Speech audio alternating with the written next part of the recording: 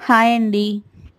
నిన్న మేమైతే కొండగట్టు ఆంజనేయ స్వామి temple and Vemulawada Rajarajeshwari స్వామి టెంపుల్‌కి వెళ్ళొచ్చాము.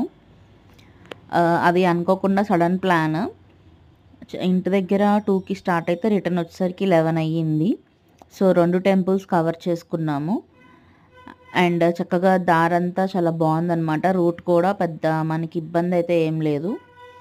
అండ్ దారిలో ఒక చోట ఒక పొలంలో అయితే మేము ఒక 7-9 పీకాక్స్ అయితే చూసాము. అవి భలే చాలా మంచిగా అనిపించింది నాకు చూడగానే. యాక్చువల్ రేర్‌గా కనపడతాయి కదా! కానీ అన్నీ ఒకేసారి కనిపించేసరికి నాకు చాలా హ్యాపీ అనిపించింది. మేము టెంపుల్ కొండగట్ట ఆంజనేయ స్వామి టెంపుల్ రీచ్ అయ్యే టైంకి 5:30, 5:45 అయ్యింది. టెంపుల్ అయితే 6కి ఓపెన్ చేశారు.